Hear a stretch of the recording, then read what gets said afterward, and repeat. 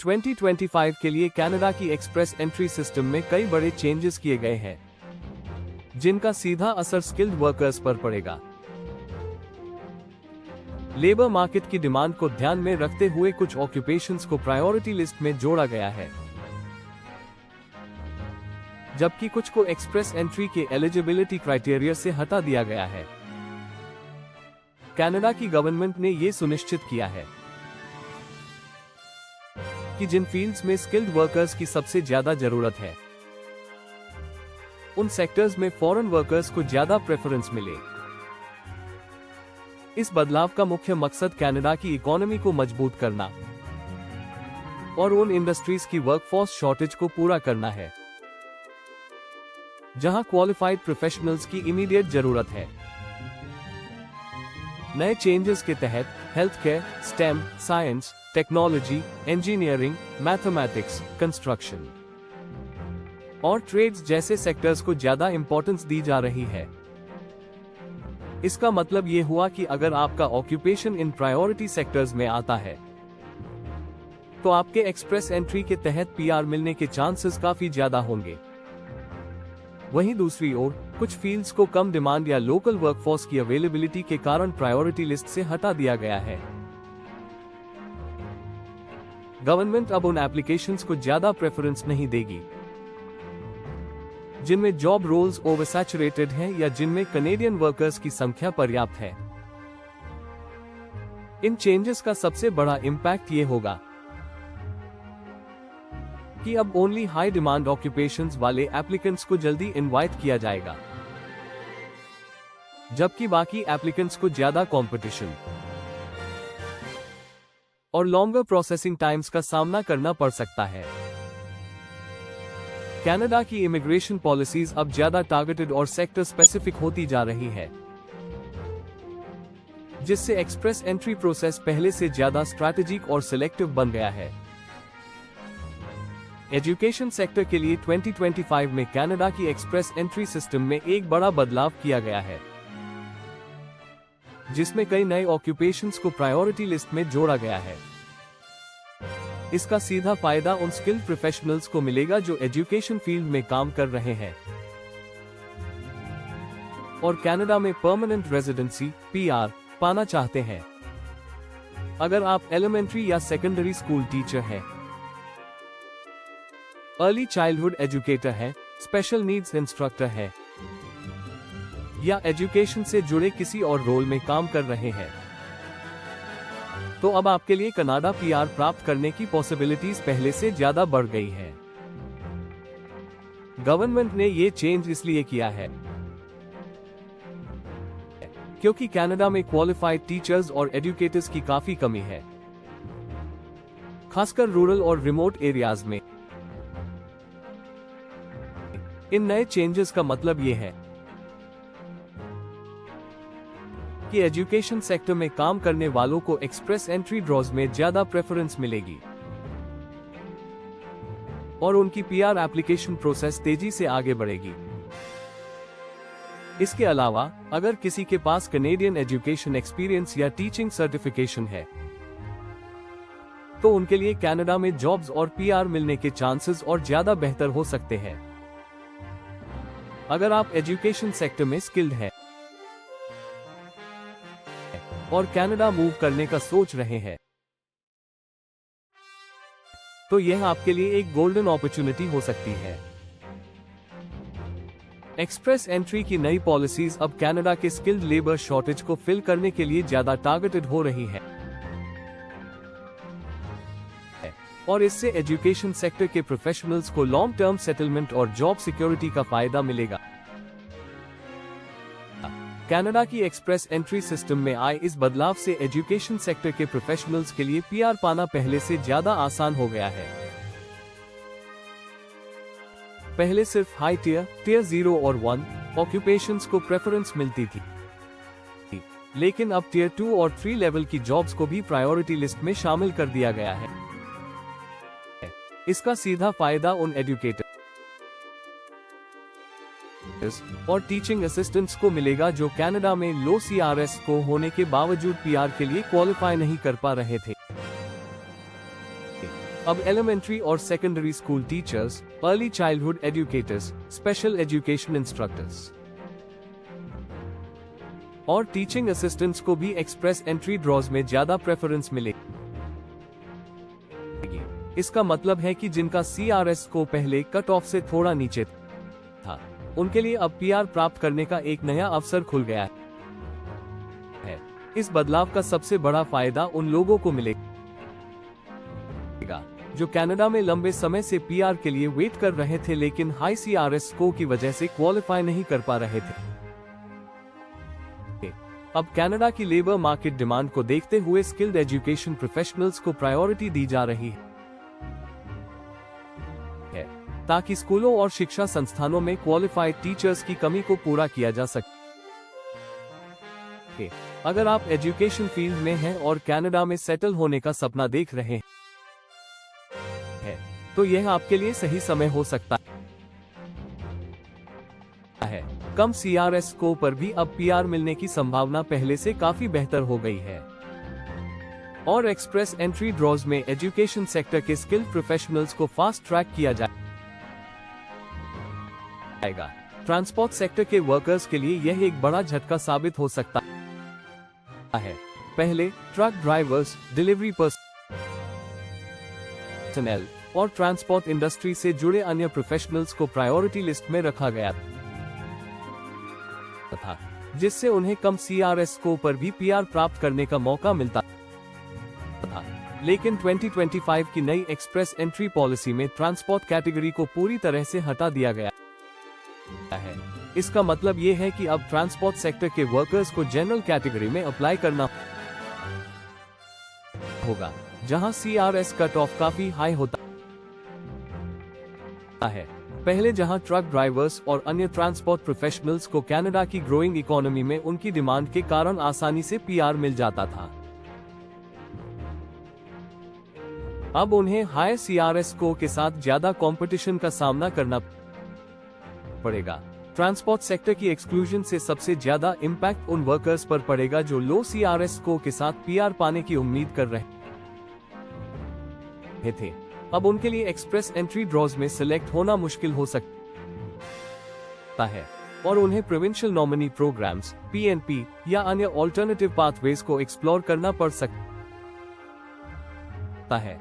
अगर आप transport industry से जुड़े हुए हैं और कनाडा में PR लेने की योजना बना रहे हैं तो अब आपको अपने CRS स्कोर को मैक्सिमाइज करने के लिए एडिशनल स्ट्रैटेजीज अपनानी होंगी। लैंग्वेज प्रोफिशिएंसी, एजुकेशन अपग्रेड्स और जॉब ऑफर्स जैसी चीजें आपके प्रोफाइल को मजबूत बनाने में मदद कर सकती है। हेल्थ केयर सेक्टर में हुए नए बदलाव उन प्रोफेशनल्स के लिए एक बड़ा अवसर है जो कनाडा में PR प्राप्त करना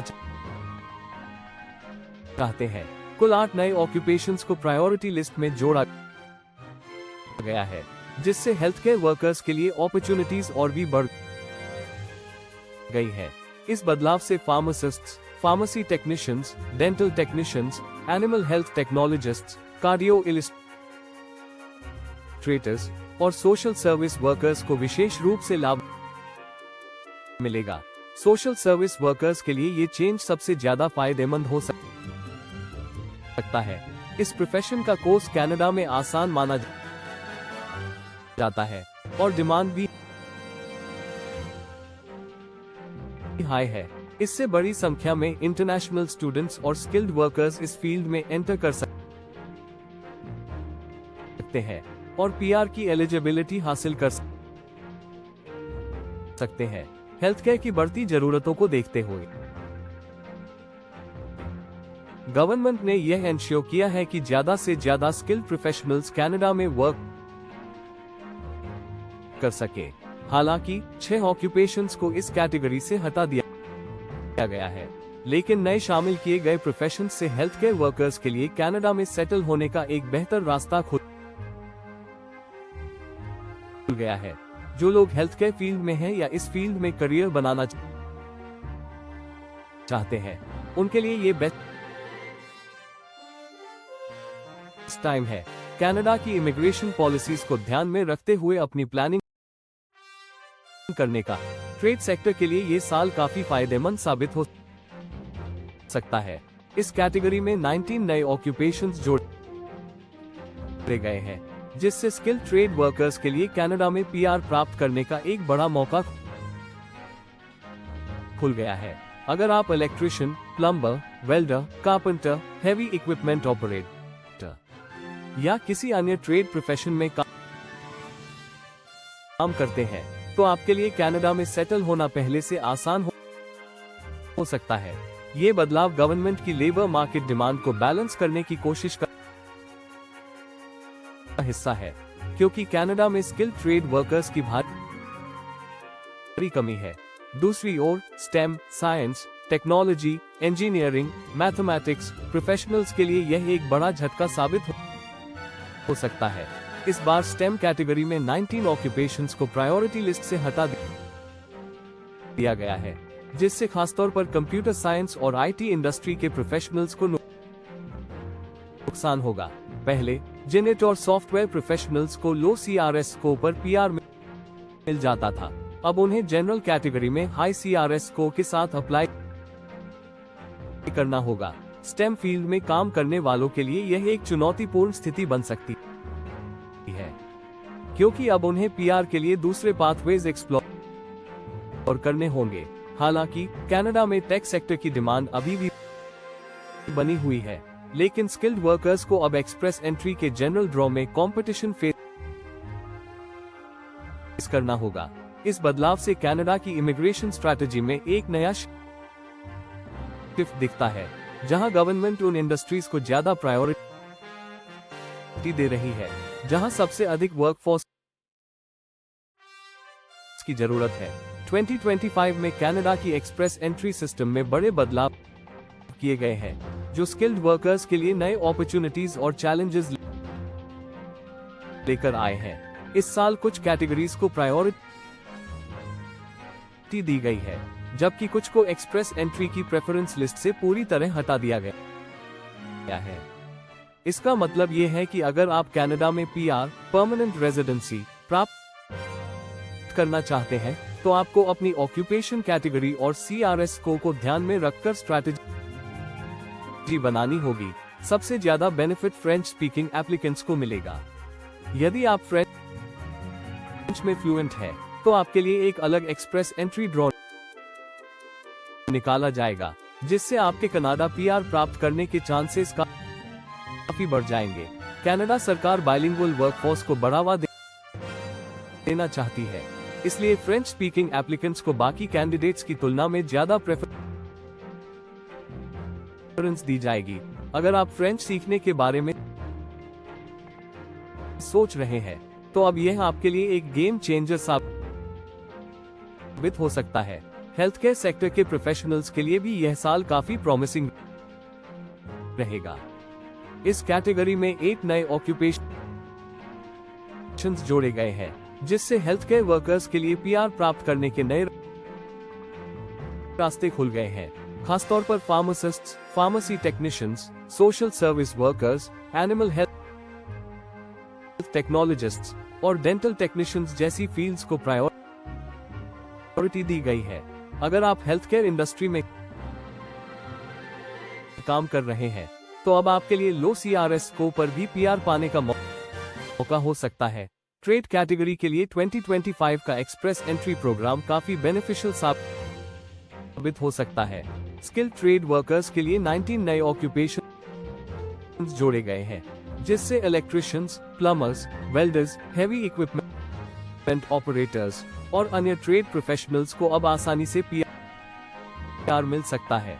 कनाडा में स्किल ट्रेड वर्कर्स की हाई डिमांड है, और सरकार अब इस कैटेगरी में आने वाले लोगों को पीआर प्रोसेस में ज्यादा प्रायोरिटी देने जा रही है।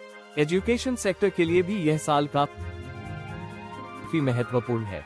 इस बार टियर 2 और टियर 3 जॉब्स को भी एक्सप्रेस एंट्री प्रायोरिटी लिस्ट में शामिल कर लिया गया है। इसका मतलब है कि अब एलिमेंट्री और secondary school teachers, early childhood educators, instructors for persons with disabilities और अन्य एजुकेशन प्रोफेशनल्स को पीआर प्रोसेस में पहले से ज्यादा प्रेफरेंस मिलेगी। कनाडा में टीचर्स की बढ़ती डिमांड को देखते हुए ये चेंज काफी लॉजिकल लगता है।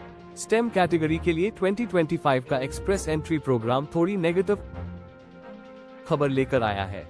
इस बार 19 ऑक्यूपेशंस को इस कैटेगरी से हटा दिया गया है, जिससे सॉफ्टवेयर डेवलपमेंट और कंप्यूटर साइंस प्रोफेशनल्स के लिए पीआर प्रोसेस मुश्किल हो सकती है। पहले स्टेम प्रोफेशनल्स को लो CRS स्कोर पर भी पीआर मिल जाता था, लेकिन अब उन्हें जनरल कैटेगरी में हायर CRS स्कोर के साथ compete करना होगा। यह उन स्किल्ड प्रोफेशनल्स के लिए एक चैलेंज बन सकता है जो कनाडा में जॉब अपॉर्चुनिटीज तलाश रहे हैं। ट्रांसपोर्ट सेक्टर के लिए ये सबसे बड़ा सेटबैक है, क्योंकि इस कैटेगरी को एक्सप्रेस एंट्री की प्रायोरिटी लिस्ट से पूरी तरह हटा दिया गया है। पहले ट्रक ड्राइवर्स और अन्य ट्रांसपोर्ट इंडस्ट्री वर्कर्स को प्रायोरिटी दी जाती थी, लेकिन अब उन्हें जनरल कैटेगरी में अप्लाई करना होगा। इसका मतलब ये हुआ कि अब ट्रांसपोर्ट सेक्टर के वर्कर्स के लिए पीआर प्राप्त करना पहले की तुलना में काफी कठिन हो सकता है। कुल मिलाकर 2025 में कनाडा की एक्सप्रेस एंट्री सिस्टम उन इंडस्ट्रीज और प्रोफेशनल्स को ज्यादा प्रेफरेंस दे रही है जिनकी डिमांड सबसे अधिक है। हेल्थ केयर, ट्रेड, एजुकेशन और फ्रेंच स्पीकिंग एप्लीकेंट्स के लिए यह एक गोल्डन अपॉर्चुनिटी हो सकती है, जबकि इट और ट्रांसपोर्ट सेक्टर के लोगों को अब हाई CRS स्कोर के साथ ज्यादा कंपटीशन का सामना करना पड़ेगा। यदि आप कनाडा पीआर के बारे में सोच रहे हैं, तो अपनी ऑक्यूपेशन कैटेगरी को ध्यान में रखते हुए स्ट्रैटेजी बनाना बेहद जरूरी होगा। कनाडा की एक्सप्रेस एंट्री सिस्टम में किए गए ये बदलाव पूरी तरह से लेबर मार्केट की डिमांड के आधार पर है। गवर्नमेंट समय समय पर ऑक्यूपेशंस की डिमांड को एनालाइज करती है और उसी के अनुसार एक्सप्रेस एंट्री प्रोग्राम की प्रायोरिटी लिस्ट को अपडेट किया जाता है। इसका मतलब ये है कि जो सेक्टर्स अभी प्रायोरिटी लिस्ट में नहीं है, वे फ्यूचर में डिमांड बढ़ने पर वापस जोड़े जा सकते हैं। अगर आप हेल्थ केयर, ट्रेड, एजुकेशन या फ्रेंच स्पीकिंग प्रोफेशन में काम कर रहे हैं, तो यह आपके लिए कनाडा पीआर प्राप्त करने का एक बड़ा मौका हो सकता है। हेल्थ केयर सेक्टर में फार्मासिस्ट्स, सोशल सर्विस वर्कर्स और डेंटल टेक्नीशियंस जैसी प्रोफेशन को शामिल किया गया है, जिससे मेडिकल फील्ड के प्रोफेशनल्स के लिए अपॉर्चुनिटीज बढ़ गई हैं। ट्रेड सेक्टर में 19 नए ऑक्यूपेशंस जोड़े गए हैं, जिससे इलेक्ट्रिशियंस, वेल्डर्स और अन्य स्किल्ड वर्कर्स को पीआर प्रोसेस में बेनिफिट मिलेगा। एजुकेशन सेक्टर के प्रोफेशनल्स के लिए भी एक्सप्रेस एंट्री अब ज्यादा फेवरेबल हो गया है। दूसरी ओर, अगर आप ट्रांसपोर्ट या स्टेम कैटेगरी से जुड़े हुए हैं, तो ये साल आपके लिए थोड़ा चैलेंजिंग हो सकता है। ट्रांसपोर्ट सेक्टर को पूरी तरह से प्रायोरिटी लिस्ट से हटा दिया गया है और स्टेम कैटेगरी में भी 19 ऑक्यूपेशंस को हटा दिया गया है। इसका मतलब है कि सॉफ्टवेयर डेवलपमेंट और कंप्यूटर साइंस जैसे फील्ड्स के प्रोफेशनल्स को अब जनरल कैटेगरी में अप्लाई करना होगा और उन्हें हायर CRS स्कोर के साथ ज्यादा कंपटीशन का सामना करना पड़ेगा। इसलिए अगर आप कनाडा में पीआर के लिए अप्लाई करने की योजना बना रहे हैं, तो ये बहुत जरूरी है कि आप अपनी ऑक्यूपेशन कैटेगरी को ध्यान से एनालाइज करें। आपके पास सभी जरूरी डॉक्यूमेंट्स और सही क्वालिफिकेशंस होनी चाहिए, ताकि आप सही कैटेगरी में अप्लाई कर सकें और अपने सिलेक्शन के चांस को मैक्सिमाइज कर सके। एक्सप्रेस एंट्री सिस्टम में समय समय पर चेंजेस होते रहते हैं, इसलिए लेटेस्ट अपडेट्स को फॉलो करना बेहद जरूरी है। अगर आप सही स्ट्रैटेजी के साथ प्लान करते हैं, तो कनाडा में सेटल होने का यह एक बेहतरीन मौका हो सकता है।